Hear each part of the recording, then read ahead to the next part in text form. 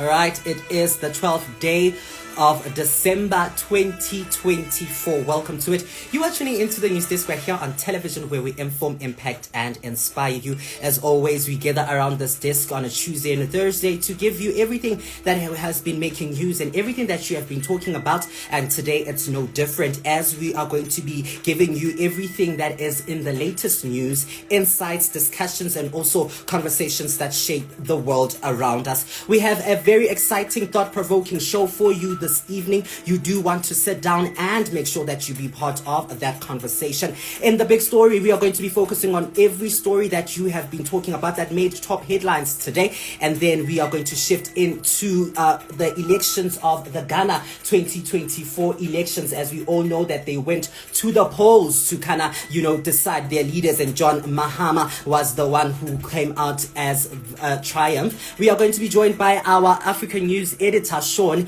as we try to make sense of the findings there, and then I'm going to go behind the headlines with our news editor Babalwa Manzana as we try to unpack and make sense of everything that has been making news, especially within our news cyclone, and especially today what has been making news. We are going to be giving you our fresh views, and of course definitely your fresh view. And then in the point of view, we are going to reflect on International Humans Day and its relevance in 2024. You do not want to miss that conversation. And then finally, in other news, my lifestyle and entertainment editor Sam Sent is going to join us as we try to break down the X trend of the day, right? Plenty on the go for you. You definitely want to make sure that you are a part of this conversation. But let me bring you the poll question that we are asking you this afternoon. We are asking you a very simple question. We want to find out that with the announcement of the Spazashops re-registering that has been happening, we know that President Cyril Ramaphosa came out to say that these Spazashops needs to register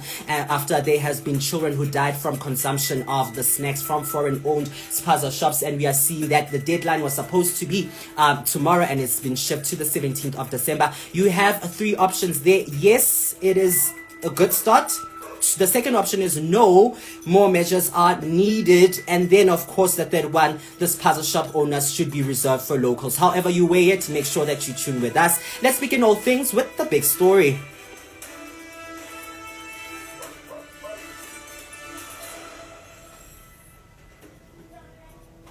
A very good evening, coming to you live from Johannesburg, Soweto. I am Kagiso, Sithole. It's always a pleasure to have you with us, even on this day. Let's begin with the story now. We are going to shiftly focus on what has been making news and making rounds, especially within the southern region. The first big story that we are seeing here has to definitely be about the Spazashops being closed, right? What we know is that the deadline for Spazashops was something that was supposed to be something that has happening tomorrow rather. We know that the corporate governance and traditional affairs minister Velingosini Hlabisa there has been a widespread of confusion about the deadline for Spazashops registration after President Cyril Ramaphosa made his remarks and also gave a directive upon his findings after the deaths that have been happening. We saw that in Naledi there were a lot of deaths there. Many believe that the deadline was tomorrow, but Minister Kagiso has clarified that actually the deadline is going to be next week Tuesday, on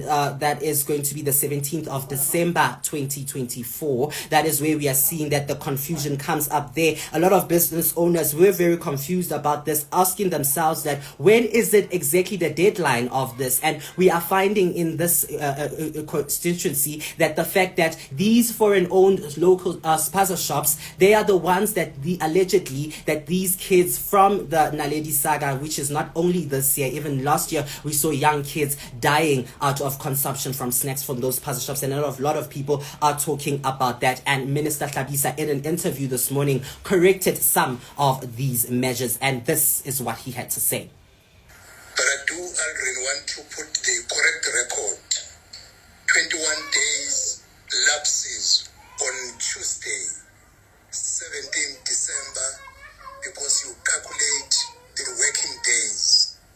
Monday is a public holiday, you don't count it, so the cutoff date is Tuesday, the 17th of December. Right. this has sparked a lot of confusion because a lot of business owners were actually asking themselves that when is the actual deadline, and only to find out in the same time that even when they are trying to register, there has been a lot of challenges that they are facing. There are a lot of challenges that they are concerning. We also saw that even with this miscommunication might cause lives. I remember when Eskom was rolling out that the prepaid meters are being cut out into the next phase of the prepaid meters, and there was someone who died while they were there in the line when the final cut out dates, where people only find out about the few days that the cut off date is nearing to the end. Even now, business owners were rushing out to find out whether they are going to meet Friday's deadline, which was supposed to be tomorrow. But Velinkosini says that he apologizes for the miscommunication that has happened there. Sticking with that interview, he also reiterated the fact that even though there has been a lot of foreign nationals that needs to taking part in these spaza shops, he also ventilated that there is going to be stricter measures for foreign nationals, and this is what he had to say in that statement. But if I can go a step further, if you are a foreign national, you want to do business in South Africa, you must have a business visa. And in your business visa, you must prove that you have an investment of 5 million rand, that you are coming to invest in South Africa. I wonder what you make of this, especially for Spazashops owners. And one thing that we know about these Spazashops is that, even when they are owned by foreign nationals, the lot of money that they're making, it does not even help as much within the GDP of South Africa, because one thing that they're trying to do is also to reform their economies, as we know that a lot of Somalians, Pakistani nationals are the ones that are owning these foreign national Spazashops that we are seeing. And in a historical move in South Africa, Spazashops has been known for locals, especially for black township communities. Spazashops have been the go-to convenience store where you can get as much as you can need conveniency, rather than you going into a supermarket or a hyper store for you to buy goods. So there has been a lot of tensions around this, and we definitely we're going to be bringing you more developing stories around this and what we make of this, because they have clarified the deadline to say that the deadline is no longer tomorrow, but the deadline is definitely Tuesday, calculating the fact that it is 21 days since the President Cyril Ramaphosa has made his remarks about this. And he also reiterated the fact that if you will be running a business and you didn't register from the 18th of December, you will be regarded as illegal. And there is no evidence that an application has been submitted and is being processed will be illegal. A person who will have not applied because he or she knows he doesn't qualify, for instance, as a foreign national, undocumented, should not run that spaza shop on the following day after Tuesday. It must be closed down.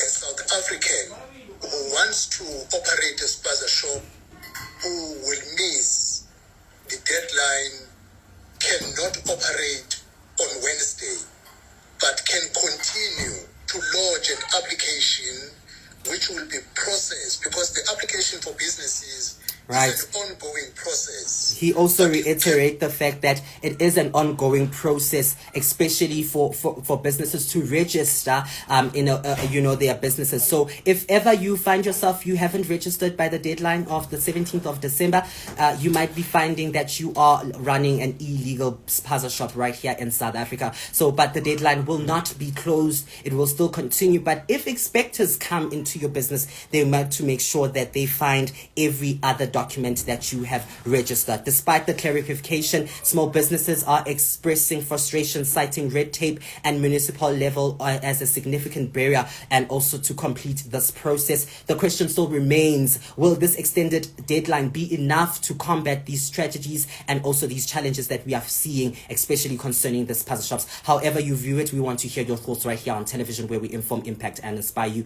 using the hashtag NewsDeskZA. Right, another story that has has been making rounds now. It definitely has to be, if you are a Joburger, you might find yourself this weekend without water, right? Johannesburg residents prepare for a long weekend. Residents are bracing themselves for a significant water disruptions. Rand Water has announced an 86-hour maintenance shutdown at Enkenhof pump station and a 36-hour project at Swaskopies station. That is where the maintenance are going to be there. This extensive maintenance will affect water pressure or even cause a complete outage for over 4 million Joburg residents who are going to be affected by this. And this is another thing, that it is a busy season and we want to be creating this maintenance at this time. We know that schools are closed, families at home, and right now Johannesburg is under a heat wave. I mean, it's so hot today that, I was literally sleeping on the floor.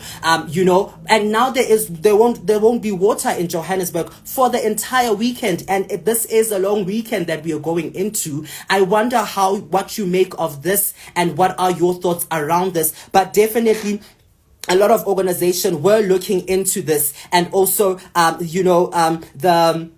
the South African Water Chamber CEO Benoit Leroy had said that they are welcoming this because maintenance is very crucial, especially when it comes to water infrastructure in South Africa. It's inconvenient, but it's inconvenient because the system is vulnerable. We've always had these type of interventions, upgrades, etc., because the system is very vulnerable to not only high temperatures, to growing population, but it's vulnerable to interruptions, which it shouldn't be, because we don't have 2 days of storage in the system. I think today the CEO of Joburg Water was saying they've got about 1,000 megaliters, which is it's just over half of a daily consumption of 1,750 to 1,800 megaliters. So you should have 2 days, 48 hours. So we should have about 4,000 megaliters of, and that's million liters of storage. And then these interruptions that we've always had in the past wouldn't be felt as they're felt now. Right. So he's just iterating that the importance of this maintenance that needs to be happening there in Johannesburg. Joburgers will find themselves without water this coming long weekend, as there's going to be some water maintenance infrastructure, especially there in the Enkenhof and also the Swaskopies substations, that way it's going to be there. The Johannesburg spokesperson explained the impact by saying that we understand the inconvenience this may cause, but this maintenance is crucial to ensure long-term reliability of the city's water system. I wonder how you view it. However you are viewing it, please let us know how you are preparing for this water shutdown. If you are a Johannesburg resident, residents are urged to store water, enough water, and use it sparingly during this period. If you are in Johannesburg, use the hashtag and let us know how are you preparing for this outage that will be happening in your city. All right, now into the news that is making international, or rather making headlines within the African continent, has to be definitely that John Mahama wins a comeback into the 2024 Ghana elections, presidential election, in a historical comeback over to Ghana now, where former President John Mahama has been re-elected in a landslide victory. Official results confirm Mahama won 56.6% of the vote compared to Vice President Mahuma, who won by 41.6%. And definitely these come as a peak and at the spark of where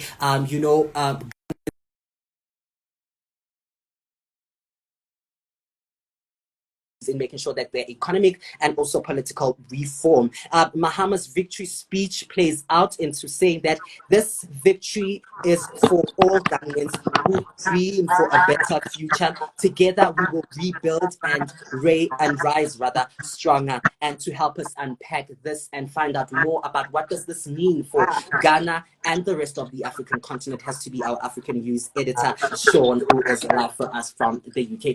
Sean, good evening and welcome to the News Desk. Nice to see you again, and nice to see the Ghanaian election on the other side of it now. Very interesting, right? On Tuesday, we gathered to kind of rather last week Thursday, we gathered to kind of try to make the pre-analysis of these elections, and they went to the elections on Saturday, and the results came out saying that John Mahama is the one that has been selected to become the president for Ghana. What do you think is, should be rather the most immediate priorities for his reign as president? I think if you were to coming out of the election and just paying attention to what people's pressing concerns have been within Ghana, if you were to create a word cloud for the most pressing issues and the words that would make up, the economy would come up as a glaring, gigantic part of that pie.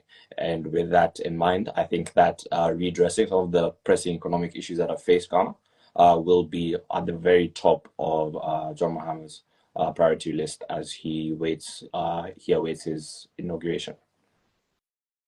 And we saw the results trickling in, the NDC winning by 188 seats and the NPP by 78 seats there. What do you make of these results? And what does it also mean for the political and also the economic future for Ghana? Yes. The win was very decisive. It was nothing close whatsoever, with John Mahama winning about 61% of the national vote, and his party, the National Democratic Congress, winning in 12 out of 16 of the provinces and the parliamentary seats, majority, as you just mentioned there. So that was very reflective of the will of the people and what was actually defined by many as a protest vote. Just to put it very candidly, the people of Ghana were very disappointed and disillusioned from the incumbent administration, and on account of that chose not to re-elect the new patriotic party and their current vice president and now outgoing vice president, who was running to be for the incumbency and the extension of the NPP's reign. It's a very interesting one, looking also into the voter turnout that we are seeing, approximately 60.9% of voter turnout. But a lot of political analysts, especially who have been looking into these elections, have been saying that the 2024 and the 2014 election voter turnout was around the similar percentage, around the 60s, which was a huge drop compared to the 2020 voter turnout of 79.3%. What do you make of these, and what do you think would have been the contributing factor to the voter turnout? I think very much so. So yeah, as you mentioned, in the last few elections, probably from 2017, have been much higher significant turnout. Actually, probably averaging in the 75% range, 75% range, with now the turnout being significantly lower in the Ghanaian one. It's not necessarily confirmed as to the relationship with turnout and disillusionment, but I know there was a very great degree of disillusionment. But sometimes disillusionment makes people take to the polls, and when disillusionment is so palatable that the outcome feels almost inevitable, some people might just turn to complacency and think that some people will just go ahead and take care of the outcome for them. Because when it comes to the participating in the celebrations after the announcement of the results, there were jubilant celebrations across the country that were more reflective of what was the wider sentiments of the country. So I don't actually think the country was necessarily representative of the country being apathetic to the outcome of the election. Maybe just felt a bit more of a foregone conclusion. Because definitely they have a lot of contributing factors looking to the fact that they had to bring John Mahama back. And what do you think that was also another essential reason for the Ghanaians to actually say that we are bringing you back into power? Yeah, it's very interesting that John Mahama has been elected for what is his second non-consecutive term, with his first term happening between 2012 and 2017, and then thereafter losing 2 elections to Nana Akufo-Addo, who is now the outgoing president of Ghana. So This is basically a man who was not re-elected a second time and then lost again upon trying to retrieve his seat in the last election, but now has made a very jubilant return, a very celebrated return to office. But I think a lot of it just has to be a lot of sort of buyer's remorse, if you will, from what was divestment from his governance in prior years. Just almost like a thing of the a lesson of the sort of like, you don't know what you have until it's gone. Because his first presidency was actually marked by a lot of infrastructure investment in the form of roads and hospital infrastructure, some of which was actually lamented as to things that you cannot eat, and therefore went unappreciated then. It actually came to be a bit more appreciated during COVID times when the country relied much more heavily upon its hospital infrastructure, for example.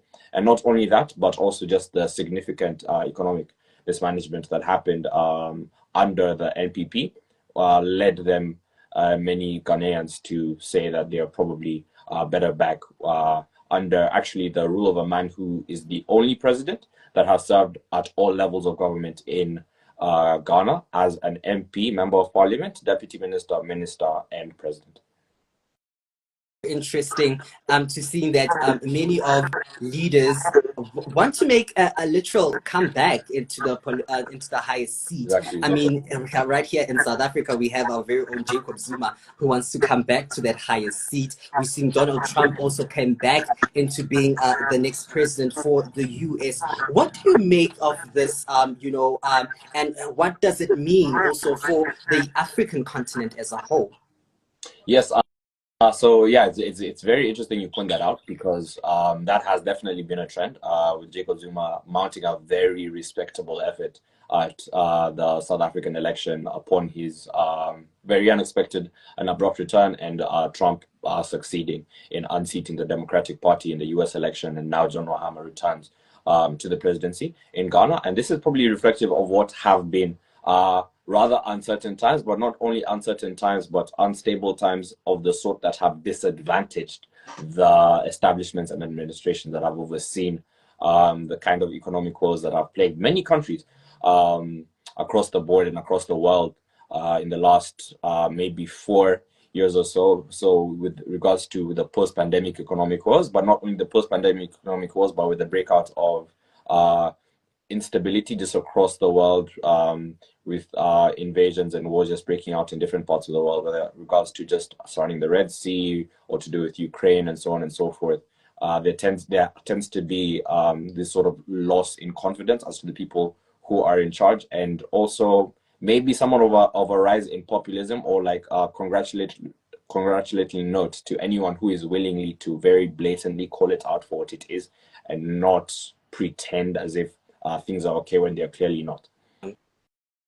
And that's just what a lot of things that have been happening, that we've been pretending as if things are okay, whereas they're not okay. And speaking of things that are not okay, I remember on last week Thursday, I asked you that should we expect any kind of violence or any other,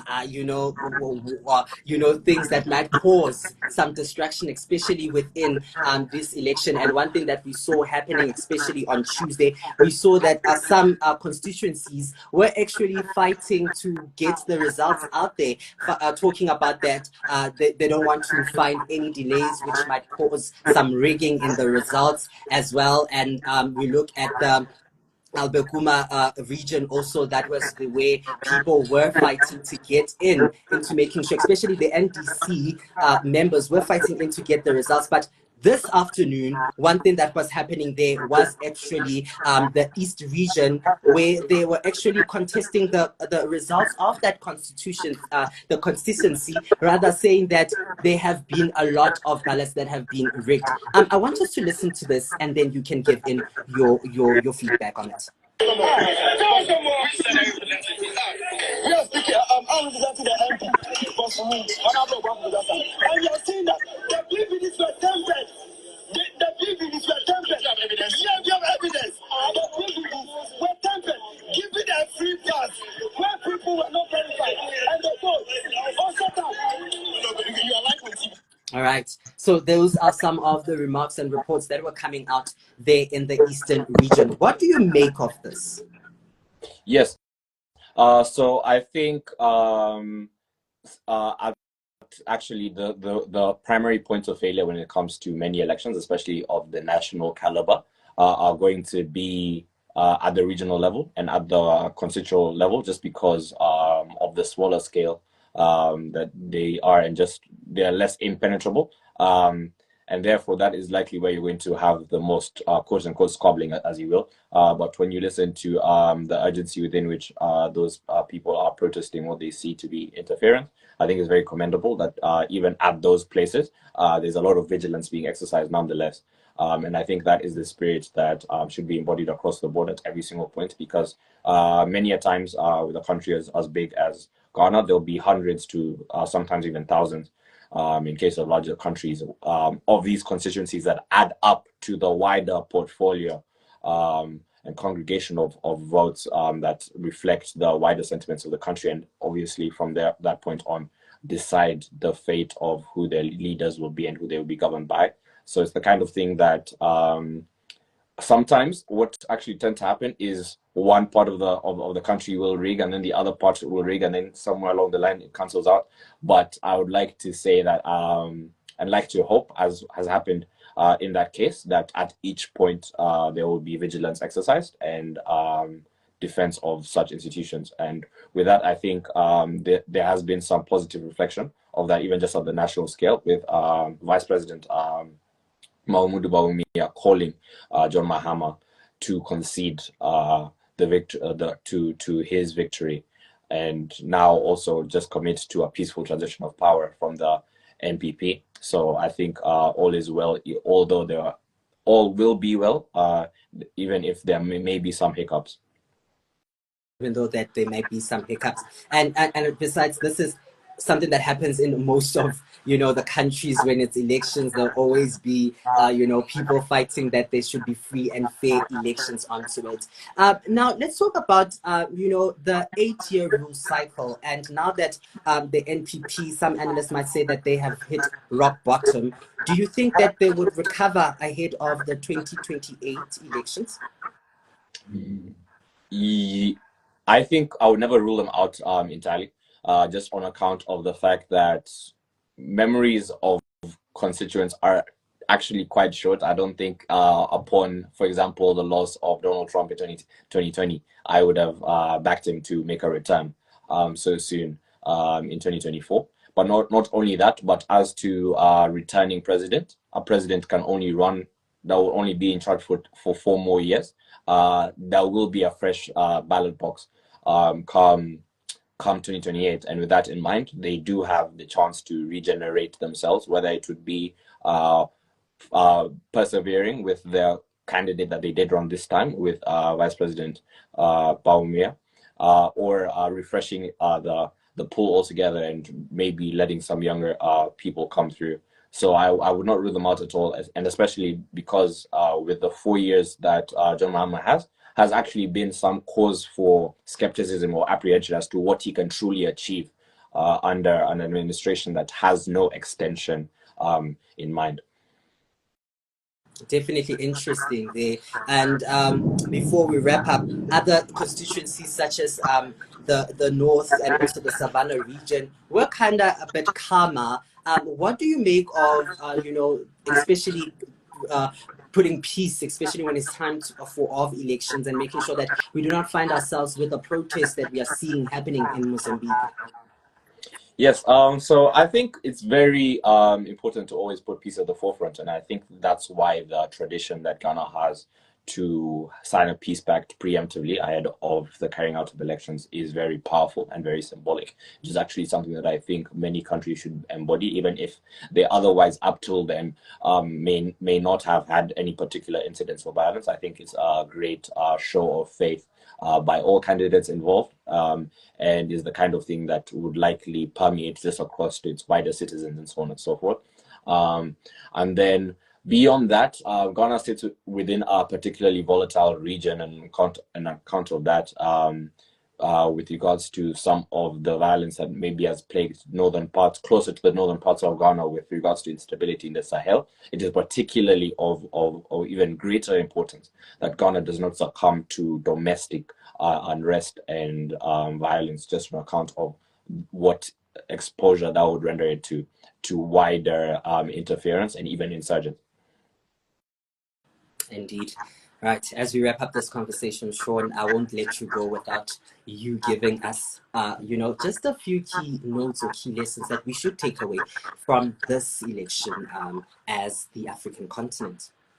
So actually, as we look into what will be the re-entrance of John Mahama into the Ghanaian presidency, I think I have cause for optimism. Still apprehension, as all leaders will be very well deserving of, no matter how charismatic or promising they may seem to be. But despite that, I think his record in the past with regards to diplomacy within West Africa, as someone who has presided over the ECOWAS coalition in the past and has sat on the African Union chair of the Trade Committee, and has mentioned actually the African Continental Free Trade Agreement as part of his plans to widen what is his very ambitious plan for a 24-hour economy. There's a lot of cause for optimism across the region for inclusion in that agenda, even in the wider continent, just amongst Ghanaians altogether. And then besides that, I would also just caution not only the addressing of economic issues, but also environmental issues that have plagued the water supply of Ghana with regards to the rise of the Galamsey illegal mining of gold that has susceptible it to the infiltration of fine metals that have poisoned much of the water supply. And I do urge John Mahama to embrace a very sharp and a very resolute approach to addressing that as soon as possible, because that, for as much as our pockets might hurt, it is actually much harder to deal with your pockets being hurt when your throat is dry. Very interesting there, interesting developments. You touched there on illegal mining. I don't even want to go there because it's another conversation for another day. But Sean, thank you so much for joining us and making sure that you give us incredible insights around the 2024 general election. Thank you for your time. Yes, thank you so much. Thank you.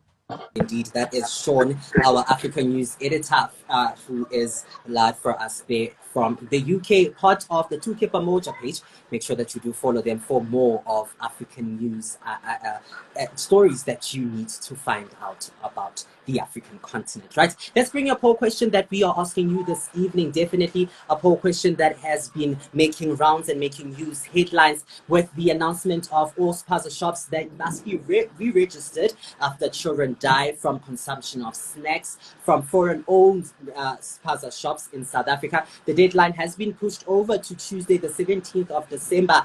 What do you think of this? Will this make, be enough to prevent future tragedies? You have three options there. Yes, it's a good start. No, there is more that still needs to be done, or Spazashops should be reserved for locals. However you view it, please make sure that you do go on our social media pages. I will give you those results before we end today's show. But before we go, and without wasting time, I'll definitely be joined by our news editor as we do all things that is behind the headlines.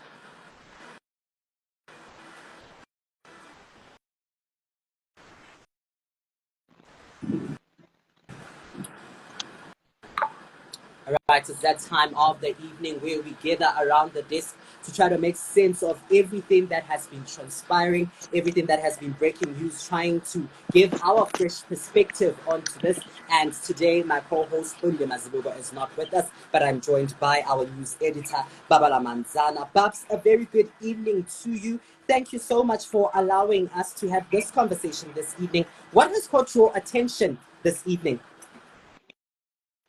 Thank you so much, Kagiso. Let's take it to the behind the headlines.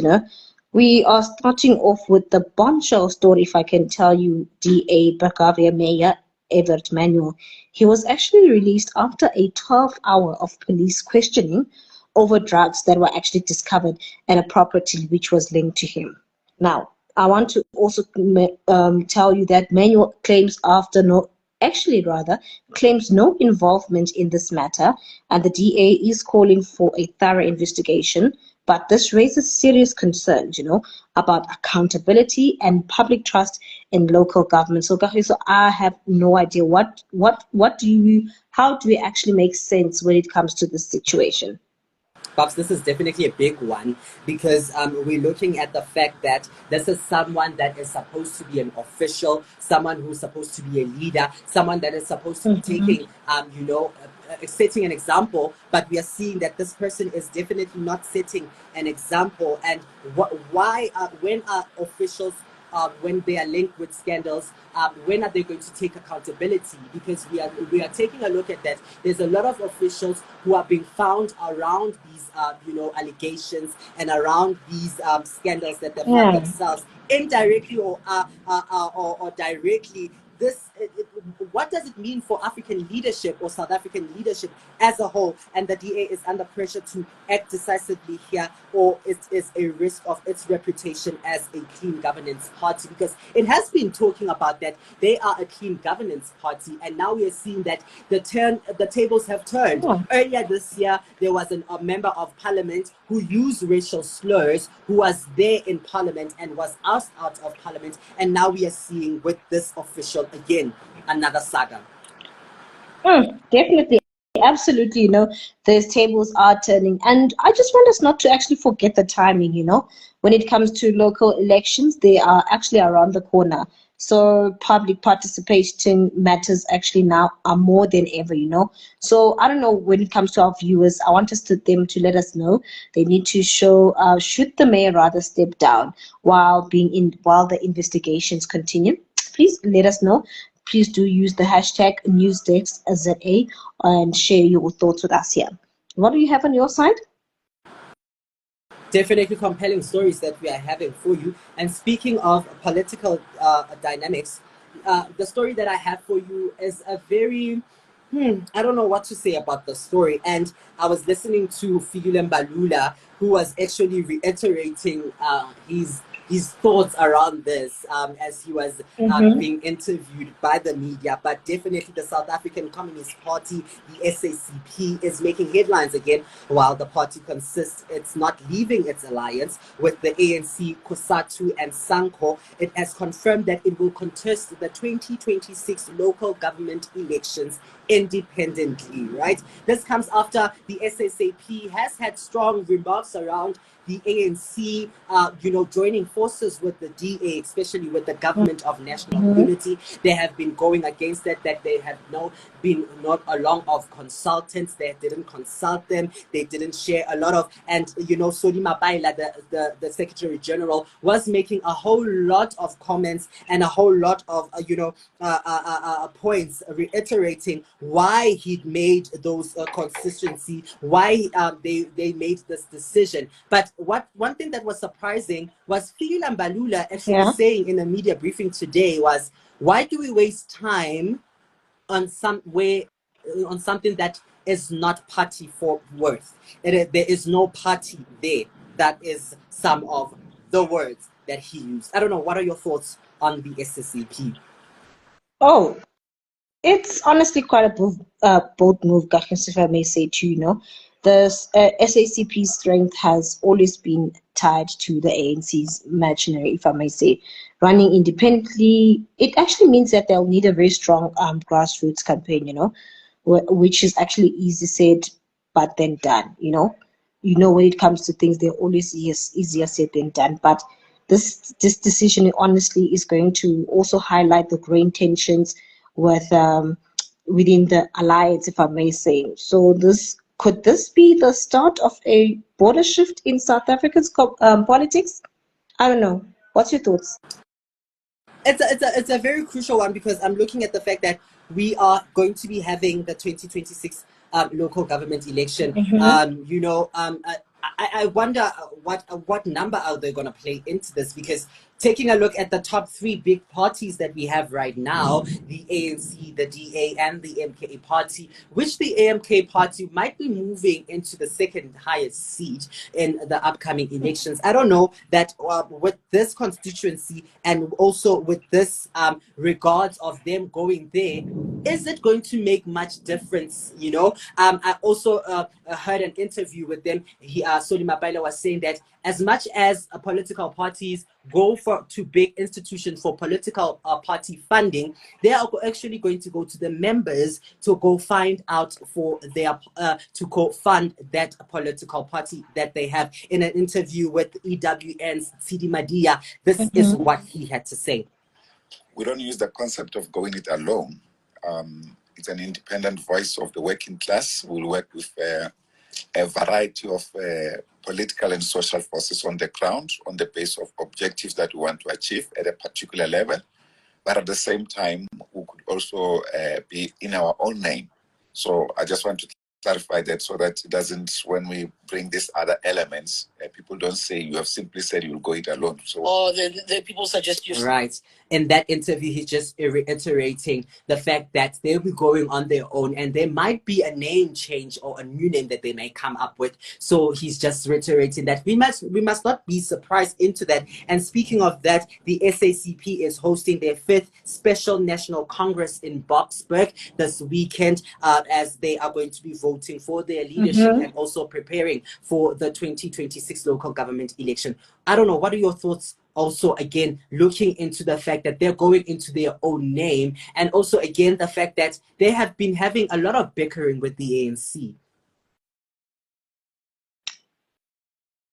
On my side, I definitely think this is there's a lot actually happening. If I may tell you on my side, I just want to see how everything is actually going to unfold, if I may tell you honestly. Definitely, we're going to see how this will unfold. This is the only second time in history the SSAP has taken such a step. The Secretary General Soli Mabaila says this is a move about exercising independence within the alliance.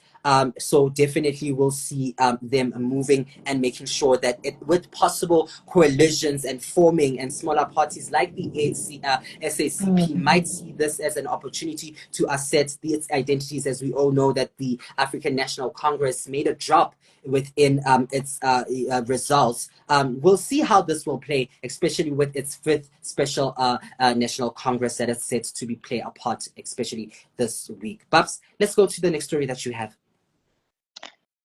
Thank you so much once again, KG. Let's kick it now on our round 2 stories. High crimes in campuses and businesses on the desk, the G20 summit and the RAND. Okay, lad, I have to, like I was saying to you right now, we're going to kick it off with round 2 with a shocking study that actually reveals a widespread issue on campuses across South Africa with sex for accommodation, rape, harassment, and hate crimes. This is actually devastating, if I may say to you, in testament of the lack of safety and accountability in higher education institutions. Kagiso, these findings are actually disturbing. What do you actually think needs to be done to actually change to make sure that campuses are safe? It's a very sad one that even in 2024, we are finding institutions that are supposed to be a safe place of refuge. For many South Africans, it's still a battleground for them to feel safe, even in a country. I mean, we just closed off the 16 days of activism campaign on Tuesday, and there is still these devastating stories. This is a systematic issue, Babs, that we are seeing. Universities need stronger reporting mechanism and immediate, transparent responses, especially to these allegations. It's not only just about the institution, but it's also about addressing society issues and cultural impurities that we are seeing, and also the silences that we are seeing, because we have made it a norm within South African communities that you need to take it by force. When the girl says no, she actually wants it, and that is what we are seeing being played out even in our universities. Our kids are not safe. I mean, this is not something that we see happening, because even with the case of Uyinene Mkhwejane, it's something that happened while she was still in varsity, while she was still in school. So we're taking a look into some of these constituencies that when will the government take accountability into seeing that these other areas that we are calling them safe hubs, they're actually high crime hotspots? Definitely hitting hard there, Kagiso, I absolutely agree with you. I believe honestly that students, right, they deserve to actually save where they actually live and learn. We'll be keeping an eye rather on how universities and policymakers respond to these studies. Kagiso, over to you for our final headlines. Definitely taking a look into the world of business, and it's something that has been happening with is something that's going to also continue happening, which is the G20. As we know that South Africa has definitely taken over the presidency from Russia last, who were the presidency this year. South Africa has taken over the presidency, and the first meetings have happened and have occurred this week. We know that on Tuesday, the Minister of International Relations, Ronald Lamula, was sitting with different deputy ministers of finance as they were trying to find solutions, especially when they're trying to reform, especially economic policies within the G20 countries. And today we see the governors, our Reserve Bank Governor Leseja Kganyago, was sitting with the rest of the G20 countries' Reserve Bank governors, trying to see how they can work around the interest rates, as we saw that this year has been a good year when it comes to interest rates in South Africa, dropping by a few points basis there, and also the governor reiterating the fact that we've seen that these interest rates dropping, it's significance that we are seeing within economic reform, and we know that this drops makes a very significant change within industries such as property. I don't know what you make of this, and what do you feel that the government should be, especially the governors, should actually look into in making sure that the interest rates and also the economy plays a very quite crucial role when it comes to this G20 summit that we are going to be seeing in 2025?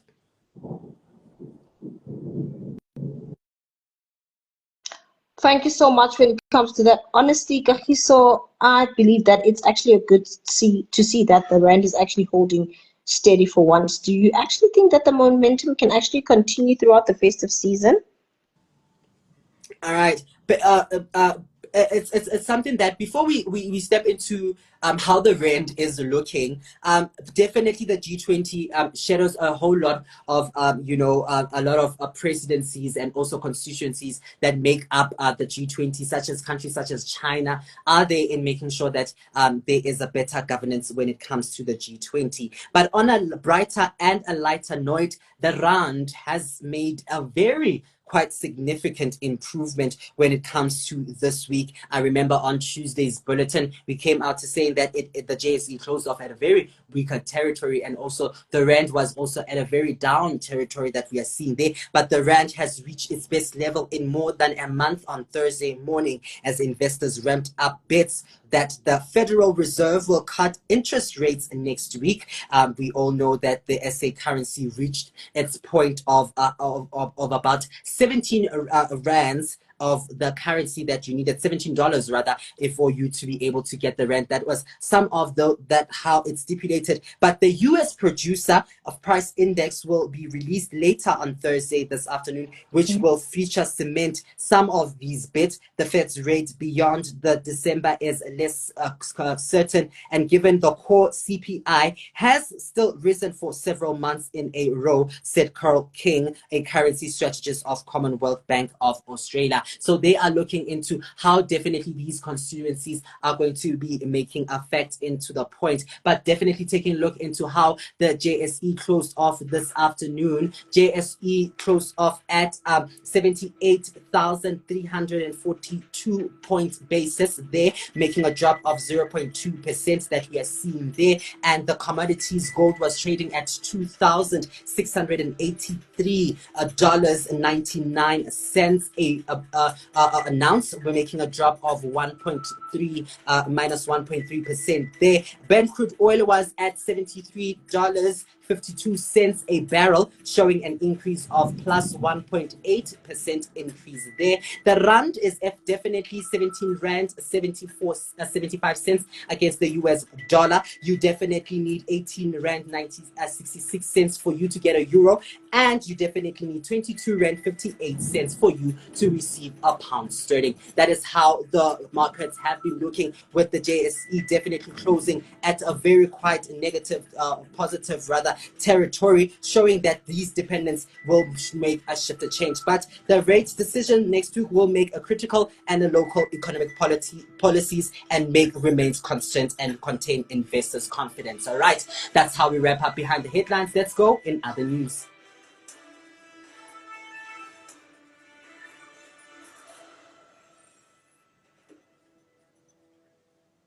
Right, definitely. It's that time of the evening where we give you in other news, and we are joined by my lifestyle editor, Usam, as known as Samusent. He is here to definitely share with us what has been the latest scoop, and have definitely what has been trending. Samu has to be a whole lot about hashtag Somizi. Before we get into it, good evening and welcome to the news desk. Hi, Kagiso. It's always a pleasure to be here. Today's X trend is so spicy. Spicy, curry, Lenesia South. Definitely spicy there. Somizi has been making waves again, and his last comments on love and relationships has sparked this conversation around social media, saying that I am possibly 80 to 90% polygamistic and pansexual. That's quite a statement, Samu. What's the buzz on social media? Ihaba, social media. NgesiZulu it's ihaba. We make ihaba out of anything. We exaggerate. So social media has been on fire since Somizi came out about his sexuality and all that. Fans are praising him for being honest and open, while others are debating whether the society can it the decision that non-traditional relationships do exist. So that's the question. The big question is that, is it gonna be easy? But Somizi is a classic. He knows how to start a conversation. And a very controversial one that is, because it's so fascinating, and we all know that Somizi has been known as a trailblazer, but this comment comes with a lot of divisions, because a lot of people, especially when it comes to the queer community, they might be looking at that this is a community where people are confused. They do not know where they actually stand. What do you think? Do you think that this openness helps normalize these conversations, and does it stir up unnecessary controversy? Kagiso, it's bit of both on my side, because on the other hand, he is pushing boundaries to encourage people to come out of who they are and be forget about social norms and just be yourself when you're around people, and get used to it and talk about it so that people know that I'm this type of person and this is how I do things and all that.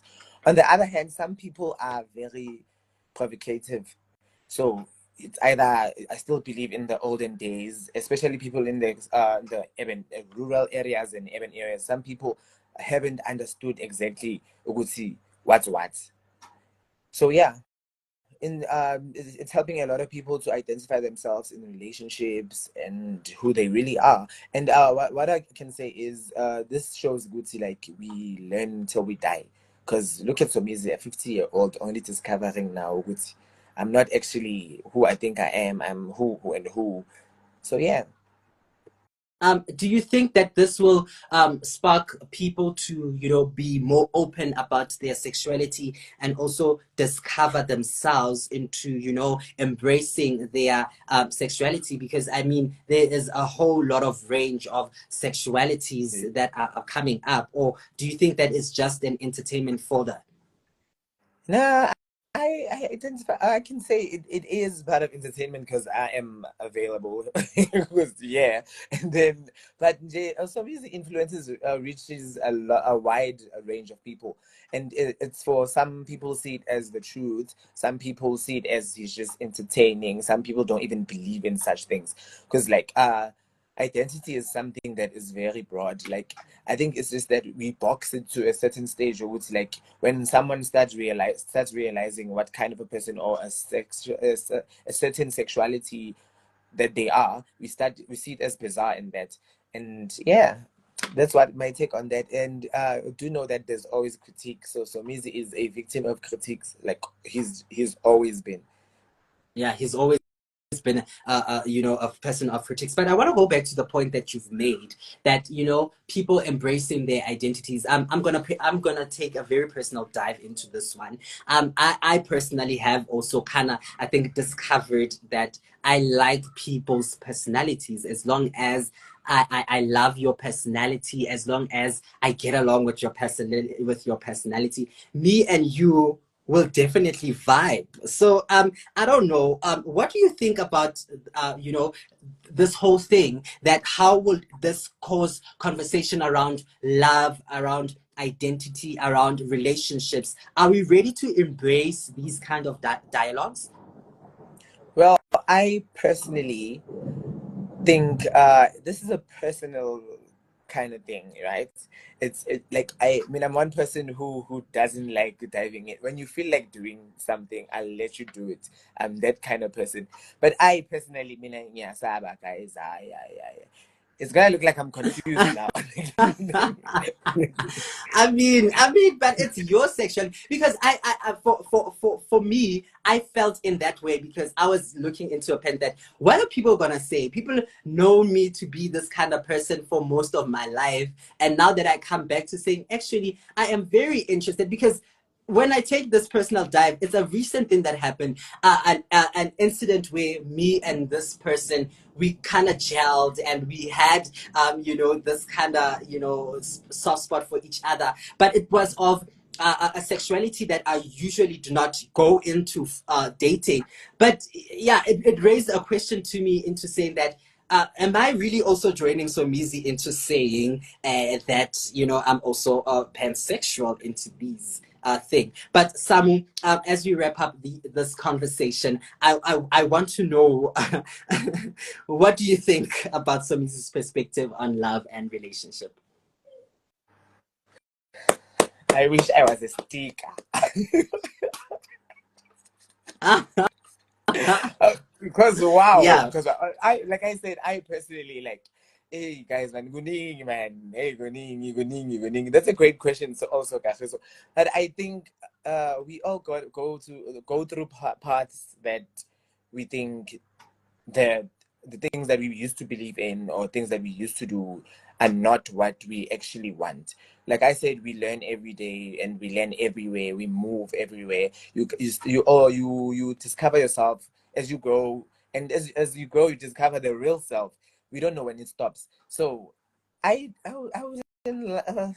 I personally, meaning I'm it pen affect. Oh wow, I see it's quite a mouthful. I wonder what you, our viewers, think of this. Please do go onto our social media pages. We'd love to hear your thoughts. What do you think of about Somizi's perspective on love and relationships? As you can see, some is quite a tongue twisted there, doesn't even know what to say about this. Join the conversation using the hashtag Somizi, hashtag TheNewsDesk trend, in order for us to try to make sense of it all. So Samu, with wrapping up this question, it is safe for me to declare and say this, that we might find out in some time or few years to come that you also might be discovering yourself as a pansexual person. Hey, ngiyacela ngifike, but my figil.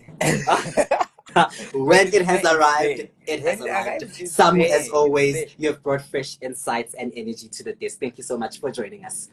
Thank you. Have a good night. It's always a pleasure, guys. Thank you so much indeed. All right. And that is Samu, our lifestyle and also definitely our entertainment editor, giving us the laid down scoop on everything that has been happening and transpiring, especially around the hashtag Somizi. What do you think of his relationship and what he says about his relationship? Go to our social media platform and use the hashtag NewsDesk right here on television, where we inform, impact, and inspire you. With that said, That brings us to the wrap of the Thursday edition. In fact, the whole lot of the week's edition of the News Desk. We've covered stories from the Ghana elections results, post results, looking at John Mahama's making a return, to the behind the headlines, diving into different stories that are making headlines. Johannesburg residents might find themselves this weekend without water, so make sure that you do save water and use water sparingly this coming long weekend. And definitely next week we are going to be coming onto your screens, bringing you conversations that inspire and also that impact. We are going to be bringing you the political view, as our political analysts Luciso Skakane and Tabo King Mazola are going to be joining us to try to make sense of everything that has been making news around our political cyclone, and definitely give you the National Day of Persons of Disability, a representative from Disability Africa, as we try to build awareness and also inclusive communities around disability right here in Africa and the world as a whole. Don't forget to go onto all our social media platforms using the hashtag #TheNewsDesk as we try to keep the conversation going as we take it out on the roll. It's a wrap from us right here on the News Desk. I hope you have a fantastic weekend ahead and do enjoy the rest of your day. Till we meet again, good night.